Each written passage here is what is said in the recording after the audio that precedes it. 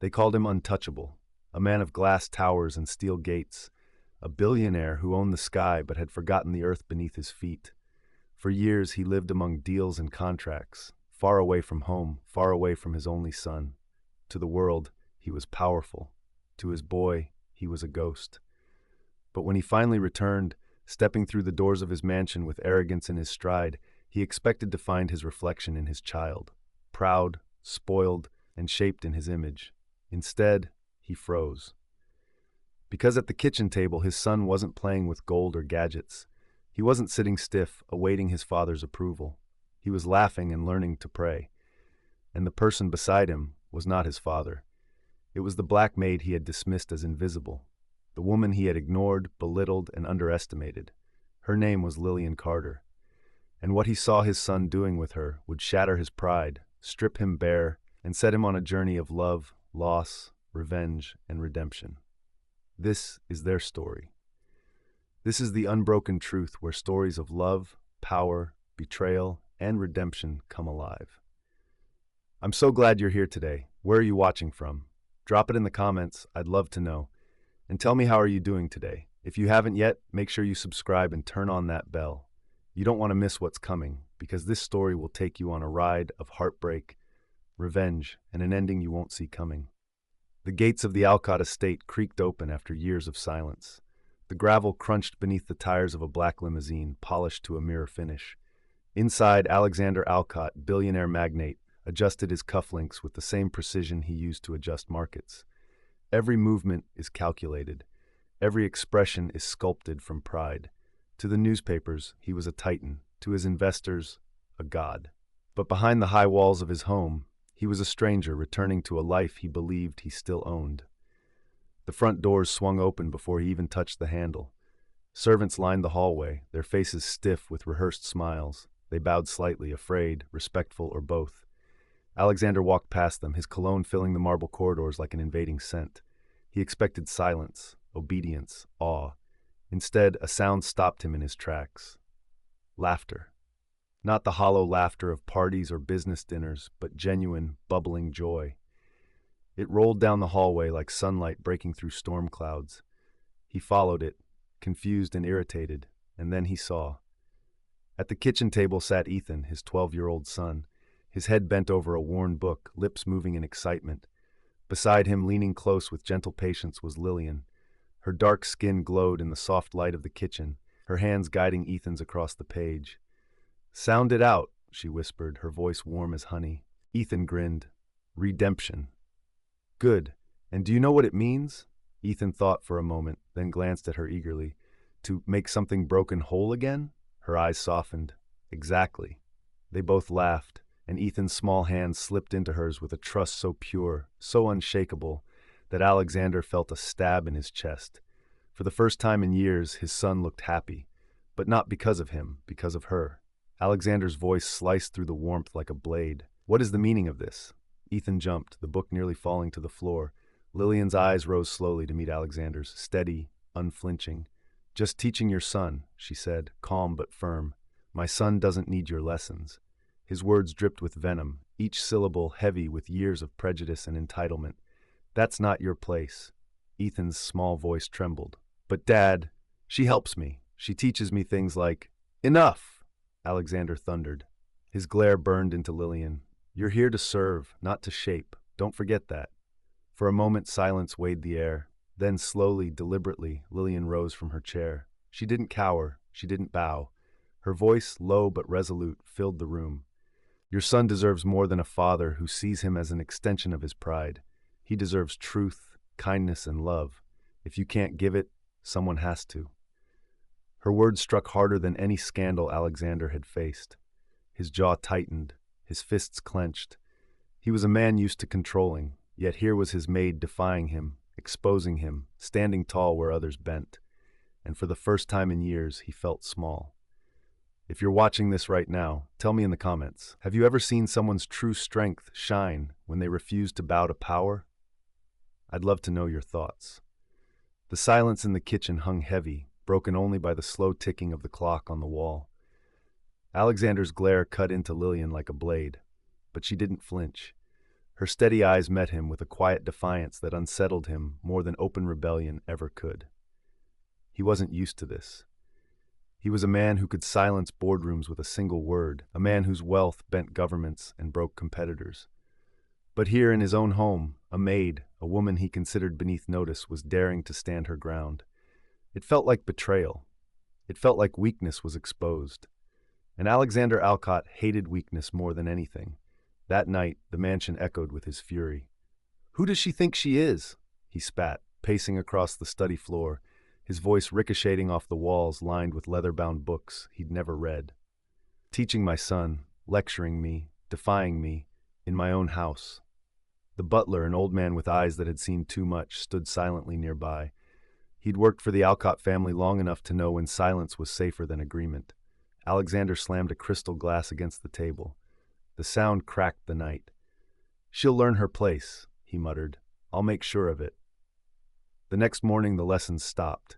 Ethan came into the kitchen, eyes bright, clutching a book to his chest. But when he reached the table, the chair beside him was empty. "Where's Lillian?" he asked, his voice trembling. "She won't be joining you," Alexander said flatly, stepping into the room. "From now on, your lessons will be with a private tutor who is qualified. Someone appropriate." Ethan's face fell. His knuckles whitened around the book. "But, Dad, no." The word cracked like a whip. "She's the help, not family. Don't forget that." For a moment, Ethan wanted to shout, to fight, but the weight of his father's authority pressed him down. He lowered his head, tears stinging his eyes. Alexander watched with cold satisfaction, believing he had restored order. But what he didn't see was Lillian standing silently in the doorway, her eyes glistening not with defeat, but with fire. She had raised Ethan's spirit too well, nurtured too much hope for her bond to be broken so easily. This wasn't the end. This was the beginning. Days passed.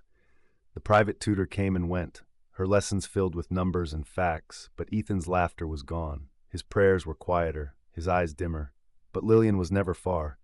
She appeared in small moments, sliding notes of encouragement, whispering words of wisdom when no one was listening, teaching him lessons not found in books: resilience, empathy, faith. Each time Alexander caught a glimpse of their bond, rage churned inside him. But he also felt something unfamiliar, something dangerous. A flicker of doubt, a whisper that maybe she was right. He crushed the thought quickly, drowning it in pride. But pride, like glass, can only take so many cracks before it shatters. It all came to a head one evening. The long dining table glittered with crystal and silver, dishes spread like a feast for kings. But the room was cold, sterile, silent. Ethan sat at one end, poking at his food, eyes distant. Alexander sat at the other, sipping wine with practiced elegance. The gulf between them was more than just the length of the table. And then Lillian entered. She carried a tray, her movements steady, graceful.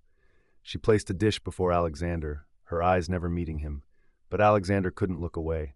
He studied her, the strength in her posture, the quiet dignity in her silence, the way Ethan's eyes lit up just to see her in the room. He hated it. He needed it. He didn't understand it. Finally, he broke. "Tell me, Lillian," he said, his voice laced with venom, "what makes you think you belong here? What makes you think you have the right to interfere with my son, with my family?" The room stilled. Lillian set the tray down and turned to him. For a long moment, she said nothing. Her silence was louder than any words. And then, in a voice that carried both sorrow and steel, she answered, "I don't think I belong here, Mr. Alcott. I know I do. Not because of you, but because your son needed me. Because when you abandoned him, someone had to stay. Someone had to love him. Someone had to be the parent you refused to be." The words slammed into him harder than any boardroom defeat. Ethan's eyes filled with tears. He looked at Lillian as if she were the only anchor in his world. And Alexander, for the first time in years, had no reply.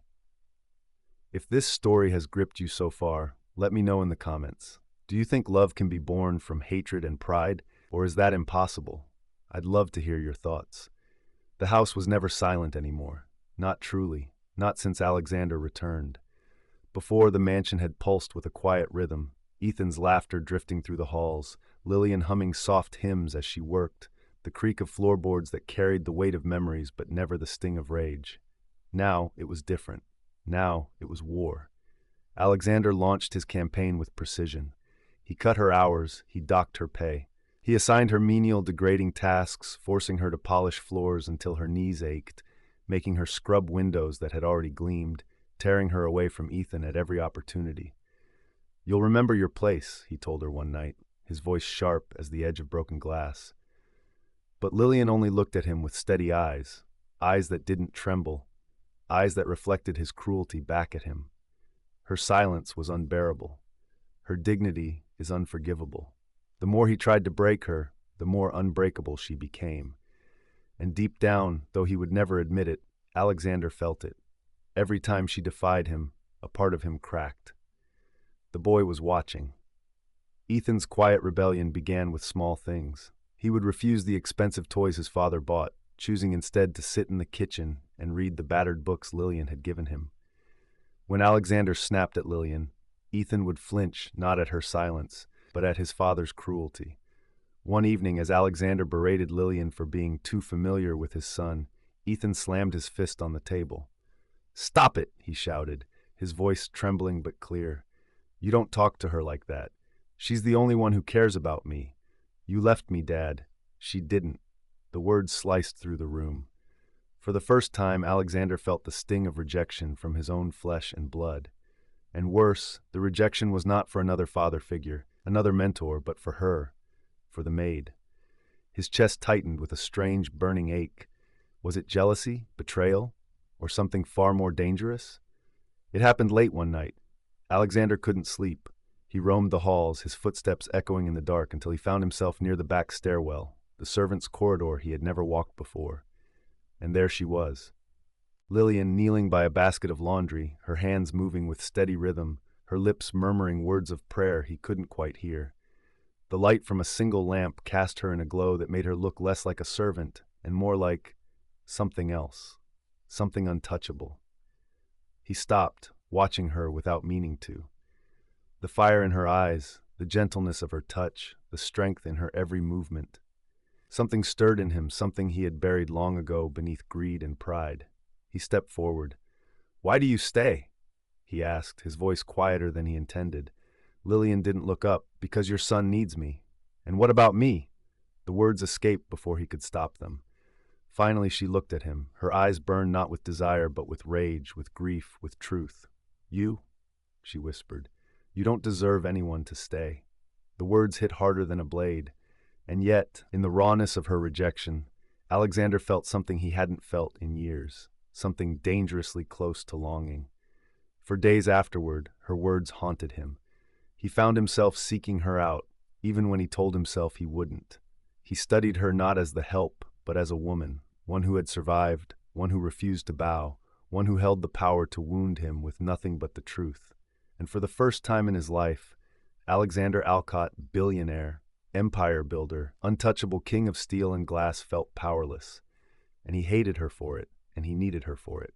It was the beginning of something he could neither control nor deny. Viewers, let me ask you, can hate and respect live side by side in the same heart? Can a man who once sought to crush a woman also learn to love her? Drop your thoughts in the comments. The days that followed were heavy with unspoken battles. Every hallway in the mansion felt like a battlefield, every meal like a war council. Alexander had built skyscrapers, toppled rivals, and bent nations to his will, but nothing exhausted him like this woman and the boy she had raised. One evening, Alexander decided to put an end to what he called her influence. He invited guests, political figures, investors, people who knew him only as the untouchable billionaire. The dining hall was alive with polished laughter, the clink of glasses, the scent of roasted lamb. And then he summoned her. "Bring out the next course," he ordered, his voice loud enough for all to hear. Lillian entered with grace, carrying silver trays. She set them down quietly, her presence dignified, unflinching. Alexander leaned back in his chair, his smile sharp. "You see this woman?" he said to his guests, his tone dripping with mockery. "My son thinks she's a teacher, a guide. Imagine the help trying to act like family." The room chuckled politely, the way people laugh when power demands it. But Ethan shot up from his chair, his face flushed with fury. "She is family," he shouted, his voice cutting through the laughter. "She's more family than you'll ever be." The room fell silent. Lillian's hands trembled against her apron, but her eyes were on fire. She turned to Alexander, and for the first time she spoke not as servant to master, but as equal to equal. "Mock me all you want," she said, her voice steady, "but do not use me to hide from your son. He deserves your love. And you," she pointed, her hand shaking with contained rage, "you don't even know what love is." Gasps rippled through the room. Guests exchanged uneasy glances, and Alexander for once had no clever retort. After the guests had gone, the storm broke. Alexander found her in the kitchen, scrubbing dishes with furious energy. He slammed the door behind him. "You humiliated me," he hissed, "in my house, in front of my world."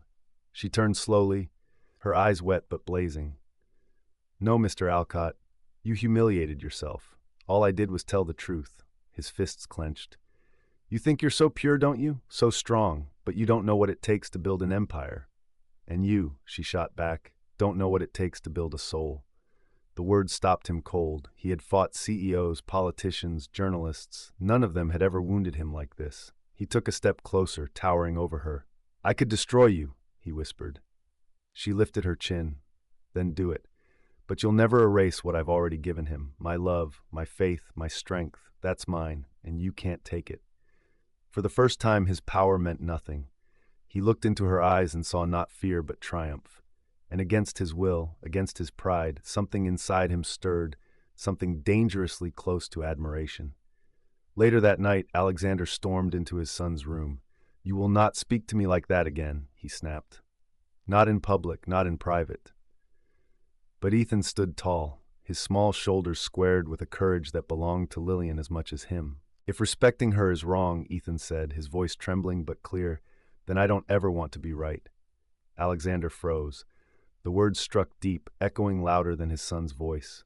They were her words, her teaching, her strength. The boy was no longer his, he was hers.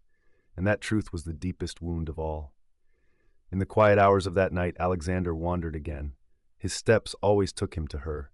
He found Lillian in the chapel room, a small, forgotten place in the mansion where dust clung to stained glass windows. She was kneeling, whispering prayers. He leaned in the doorway, watching her. He didn't speak. He didn't need to. When she finally rose and turned, their eyes locked. For a moment, the world fell silent. No war, no hatred. Just two souls standing in the ruins of pride and pain. And though nothing passed between them, not touch, not words, something shifted. A spark, dangerous, forbidden. Tell me, viewers, can a man who once sought to crush a woman be worthy of her love? Or are some wounds too deep to ever heal? Drop your thoughts below. The mansion held its breath. For weeks, the battles had raged, cruel commands, quiet defiance, Ethan's growing rebellion, but beneath it all, a strange current flowed. Something unseen, something dangerous, something neither Alexander nor Lillian wanted to name. It began with a letter. Ethan had been rummaging in the study, looking for an old chessboard he used to play with Lillian, when he stumbled upon a drawer left ajar. Inside, among stacks of legal papers and business contracts, was a faded envelope. Curiosity burned. He opened it, and what he read made his hands tremble. It wasn't just business. It wasn't just wealth. It was betrayal. The letter was from Alexander to Ethan's late mother. Cold, ruthless words written years ago, revealing that Alexander had abandoned not just his son, but his wife long before her death. He had paid her off to stay quiet, to raise Ethan without disturbing his empire. Ethan's stomach turned. The man he called father had been nothing more than a ghost funded by guilt. Tears blurred the words as he dropped the letter. Lillian quietly entered the study to fetch him for dinner and saw it all. She picked up the letter, her eyes scanning the lines, her lips parting in shock. She had known Alexander was cruel, but this was a wound deeper than money could ever hide. That night, the storm broke. Ethan burst into the dining hall, the letter clutched in his trembling hand.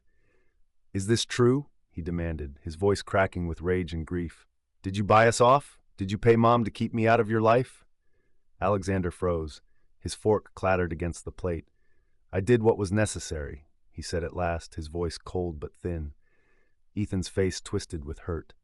"You weren't just gone, you chose to be gone." The boy's tears fell hard, his chest heaving. He turned not to his father but to Lillian, and in that moment Alexander saw it. The way Ethan clung to her, the way he leaned on her as though she were the only parent he had ever truly known. It was a dagger to his chest. But worse was Lillian's gaze. She looked at him not with anger this time, but with something more dangerous: pity. That night, Alexander sat alone in his study, the letter spread before him. His empire surrounded him with trophies of power, walls of glass and steel, but for the first time they felt hollow. The words echoed in his mind. You chose to be gone. And he had chosen wealth over family, pride over love, power over everything that mattered. He pressed his hands to his face. For the first time in years, Alexander Alcott, the man who had broken others without flinching, felt broken himself. And when he lifted his head, he found her standing there. Lillian. I should hate you, he muttered, his voice hoarse. But I can't. Not anymore. Her eyes softened, but her stance did not. You don't get to want me now, she whispered. Not after what you've done. Not until you learn what love means. They stood in silence, the air between them charged, trembling. For the first time, Alexander's mask cracked not just with shame, but with something deeper, something raw. He didn't touch her. He didn't dare. But in the way his eyes searched hers, in the way his breath faltered, in the way he finally looked at her, not as the maid, not as the enemy, but as the one soul who had ever truly stood against him, she saw it. The truth. The beginning of something neither of them could escape. From that night on, everything changed. Alexander found himself lingering in the kitchen just to hear her voice. He noticed the way her hands moved, the way her laughter lifted Ethan's spirit. And Lillian, though she fought it, though she despised herself for it, she noticed too the loneliness in his eyes, the cracks in his armor, the man beneath the billionaire. It wasn't love, not yet. It was something more dangerous. It was the possibility of love, and once planted, that seed cannot be uprooted. Viewers, let me ask you, can a man who chose power over love ever be redeemed, or are some mistakes unforgivable? Tell me in the comments. I read every one. The mansion was no longer silent. It was a battlefield. Ethan avoided his father at every turn, clinging to Lillian like a shadow. The boy's loyalty was no longer divided. He had chosen his true guardian. And Alexander, for the first time, he felt what it meant to lose. Not money, not contracts, but love. He had begun to reach for it, only to feel it slipping through his hands. One late evening, Alexander wandered into the kitchen. Lillian stood at the counter, quietly humming as she chopped vegetables for Ethan's school lunch. It was nothing, and yet it was everything. The billionaire, who had dined with presidents and kings, stood frozen at the door, captivated by the ordinary tenderness of her hands. "Why do you stay?" he asked softly. She looked up, startled, then narrowed her eyes. "For Ethan," she said simply. "No," he pressed, stepping closer. "Not just for Ethan. Something keeps you here, with me." Her lips parted, but no words came. The silence was heavy, trembling. And just as their eyes locked, just as the unspoken truth threatened to break free, the door slammed. Ethan stood there, his school bag in hand, eyes wide with betrayal. "Is this what it is?" Ethan shouted, his voice cracking with fury. "You hate him 1 minute, then what? Will you fall in love with him next?" "Ethan," Lillian tried to reach him, but he jerked away. "You're just like him," the boy spat. Tears burned his cheeks. "You'll leave me too." The words struck harder than any blow. Lillian's heart shattered, and Alexander, who had destroyed countless rivals without blinking, stood helpless, gutted, watching his son crumble before him. But the storm was not only inside the mansion. Alexander's world was closing in. Board members whispered of his distraction. Business rivals circled, sensing weakness. And worst of all, a scandal began to surface. Rumors of the billionaire entangled with his maid. The press was sharpening their knives. "You can't protect her," sneered one rival at a board meeting. "Do you want to burn your empire for a maid's affection?" Alexander's jaw tightened. For once, he didn't have an answer. That night, Lillian found her suitcase by the door. She hadn't packed it, Alexander had. "Go," he said, his voice breaking though his face stayed hard, "before they destroy you too." Her breath caught. "This isn't about them. It's about you. You're still choosing pride over love." He turned away, unable to meet her eyes. And so she left. The door closed behind her with the finality of a coffin lid. The mansion fell into silence once more. But it was no longer the silence of power or wealth or indifference. It was the silence of loss. Alexander sat alone in his study. the empire he had built surrounding him like a cage. Ethan locked himself in his room, the boy's sobs echoing faintly down the hall. And Lillian walked into the night with nothing but her courage, her heart breaking, knowing she had left the boy who needed her most. For all three, it was the darkest hour. Viewers, be honest if you were Lillian. Would you have stayed and fought, or walked away to protect your heart? Tell me in the comments. The nights grew colder. Ethan no longer spoke to his father.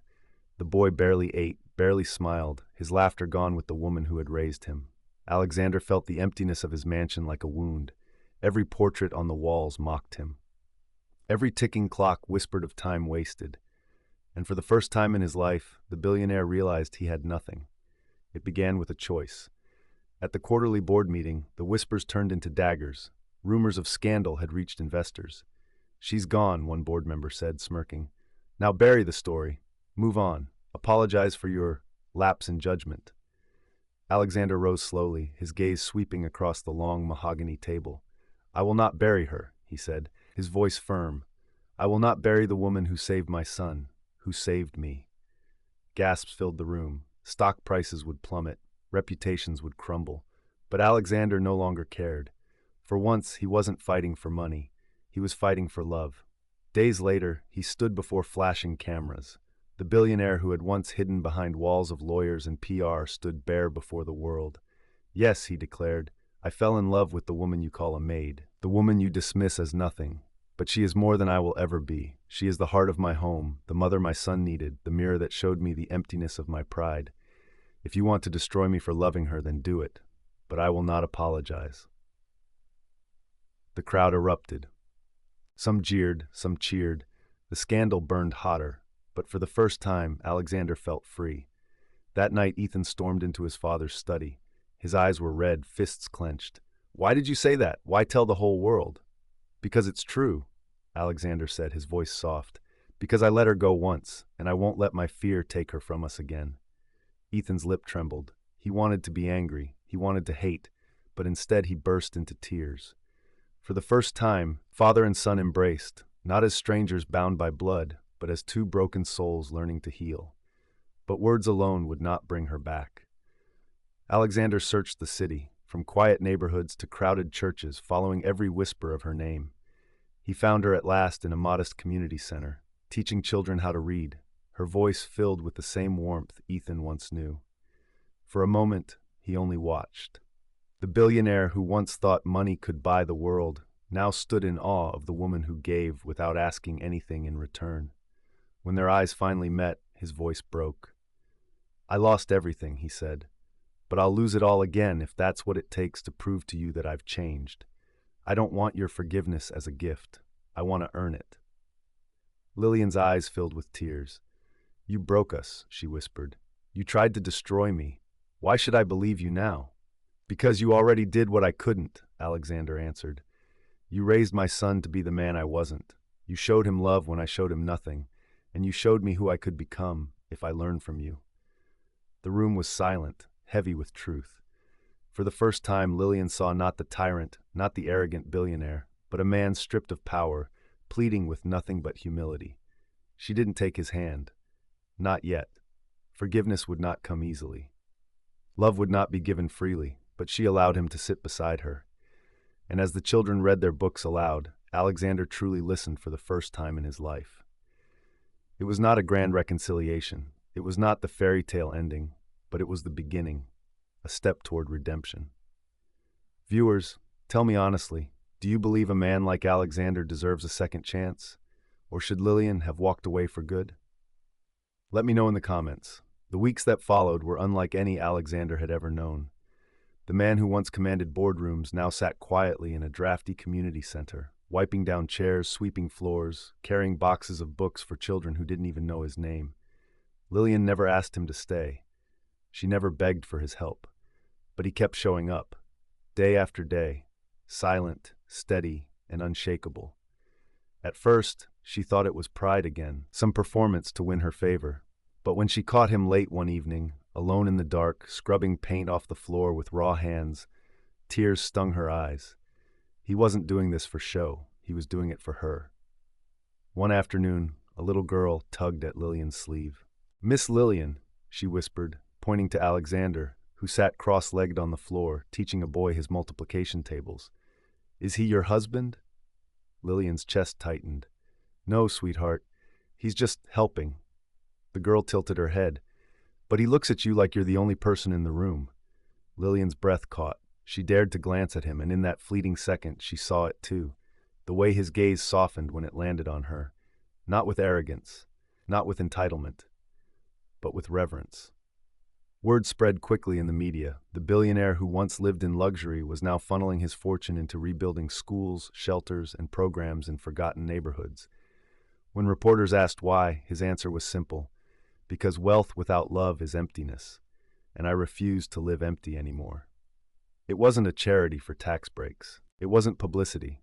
It was transformation, raw and costly. The empire he once clung to crumbled, but in its place, something new was rising. Ethan watched his father closely. At first, suspicion clouded his young face. But as the days turned to weeks, the boy saw the cracks of pride replaced with something gentler. One night, Ethan asked softly, "Do you really love her, Dad? Or are you just trying to fix what you broke?" Alexander's voice shook. "I love her, son. But I know love isn't enough. I need to earn her trust, earn yours, and that will take time. Maybe a lifetime. But I'll spend every day trying." Ethan said nothing, but for the first time in years, he leaned against his father's shoulder. One evening, after the children left the center, Lillian locked the doors and found Alexander still sitting there, exhausted, his shirt stained, his hands blistered. "Why are you doing this to yourself?" she asked, her voice trembling. "Because this," he whispered, gesturing to the room, to the echoes of children's laughter, "is the only thing that feels real. And because I'd rather be here, at your side, even if you never love me, than live another day in that empty mansion without you." Her chest ached. The fire of her anger still burned, but alongside it, something else flickered, something dangerously close to forgiveness. The test came on a night when the city was struck by a violent storm. The community center's roof threatened to collapse, water flooding the halls. Panic spread among the children and parents. But Alexander, once the man who barked orders, was now on his knees, hammering, lifting, guiding, risking his own safety to protect the very people he once ignored. And when the roof gave way, it was Alexander's arms that shielded two terrified children, his back bleeding, his body trembling, but he refused to let them be harmed. Lillian saw it all. The arrogance stripped away, the pride broken, the man reborn in sacrifice. For the first time she believed him. Later, in the quiet after the storm, she found him bandaged, weary, yet still refusing to leave. "You could have died," she whispered. "I would have," he said simply, "if it meant they lived. If it meant you saw who I'm trying to become." Lillian's tears spilled freely. For the first time since their war began, she touched his hand not out of pity, not out of duty, but out of something deeper. A crack in the wall she had built, a flicker of love she could no longer deny. Viewers, tell me this. Do you believe people can truly change, or is Alexander only proving what was always hidden inside him? Drop your thoughts in the comments below. The storm passed, but its mark lingered. The community center stood battered yet unbroken, much like the people inside it. For Alexander, it was more than a building. It was a mirror of his own soul, torn, tested, and rebuilt from the ground up. Weeks later, when the roof was restored and laughter returned to the halls, he stood at the threshold of his mansion with Ethan and Lillian at his side. This time the house felt different. Not a cage, not a monument to arrogance, but a home waiting for love to move in. It was Ethan who broke the silence. He stepped in front of his father and looked him square in the eyes. "You used to scare me," the boy said honestly, "but now I'm proud to be your son." Alexander's chest tightened. His son's approval, the one thing he had never earned, was finally his. Not by wealth, not by force, but by change. Then Ethan turned to Lillian. His small voice wavered. "Will you stay with us? Not as a maid, as a family?" Her breath caught. Tears glimmered in her eyes. Alexander dropped to one knee, not with the arrogance of a man who once demanded loyalty, but with the humility of a man who had learned to beg for forgiveness. "Lillian," his voice cracked, "you were never the maid. You were the heart of this house. You raised my son when I failed him. You raised me when I didn't even know I needed saving. I don't deserve you. I may never. But I love you, and if you'll let me, I'll spend the rest of my life proving that love." The mansion was silent. Even the walls seemed to hold their breath. Lillian trembled, torn between the scars of the past and the hope of the future. She saw the man who once broke her spirit, but she also saw the man who rebuilt his life, brick by brick, in the name of love, sacrifice, and truth. Her voice was soft but steady. "I don't want riches, I don't want promises, I want the truth. And if what I see now is the truth, then yes, I'll stay." Alexander's eyes burned with tears he could no longer hide. And Ethan, the boy who had once lived in fear of both loss and love, ran forward, wrapping his arms around them both. From that day, the mansion was never the same. It was no longer a monument to wealth, but a sanctuary of love. The kitchen table became their gathering place. Alexander, no longer distant, sat with his son every night. Lillian, no longer invisible, laughed and prayed with them as she always had, but now as their equal, their anchor, their heart. And when whispers of scandal reached the outside world, Alexander only smiled and answered, "Yes, I fell in love with the woman who taught me what love means, and I would do it again."